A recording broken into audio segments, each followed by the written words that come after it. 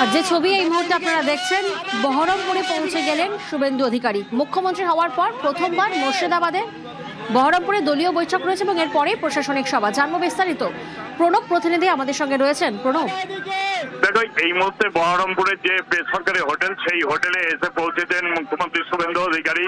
তাকে সবাই মিলে সাদর অভ্যর্থনা জানাচ্ছে। যে হোটেলের সেই মুহূর্তে তিনি দলীয় যে সাংগঠনিক যে সভা করবেন এবং 14 জনকে ডাকা হয়েছে। যেমন বিধায়করা রয়েছেন, তেমনি সাংগঠনিক পদে যারা রয়েছেন সেই ধরনের 14 জনকে সাংগঠনিক পদের যারা দায়িত্বে রয়েছেন তাদের সঙ্গে কিন্তু তিনি বৈঠক করবেন।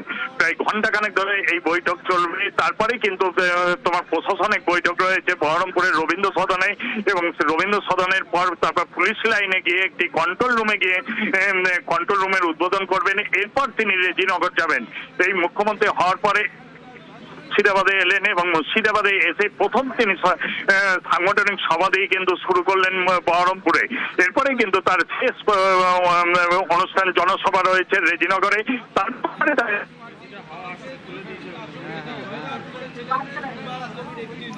একেবারে যেমনটা প্রতিনিধি প্রণব আমাদেরকে এই মুহূর্তে জানাচ্ছিলেন, বহরমপুরে পৌঁছে গেলেন মুখ্যমন্ত্রী শুভেন্দু অধিকারী।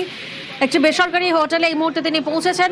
মুখ্যমন্ত্রী হওয়ার পর এই প্রথম মুর্শিদাবাদ সফরে শুভেন্দু অধিকারী। বহরমপুরে দলীয় বৈঠক এবং তারপরে প্রশাসনিক সভা, যেমনটা বলছিলেন প্রণব। দেখো, এই মুহূর্তে তিনি বহরমপুরে যে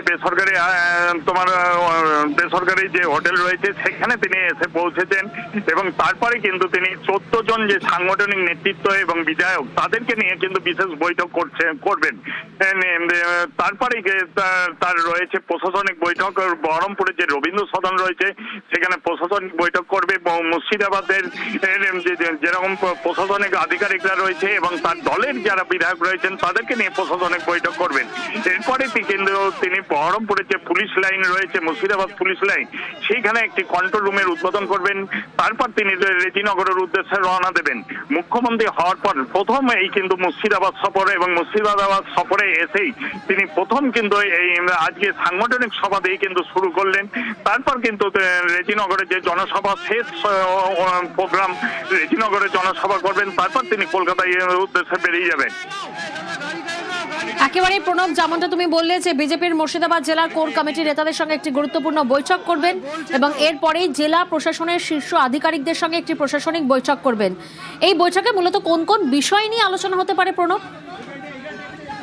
জেলা পিছিয়ে পড়া জেলা হিসাবে মুর্শিদাবাদ জেলা পরিচিত। সেই পিছিয়ে পড়া জেলার কি কি উন্নয়নের কাজ করেন সেই সমস্ত দিকে কিন্তু তাকিয়ে রয়েছে এই মুর্শিদাবাদবাসী।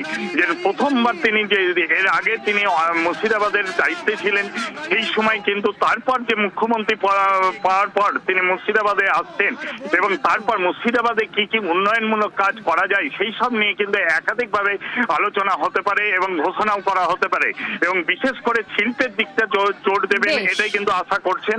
নজর থাক। ধন্যবাদ প্রণব।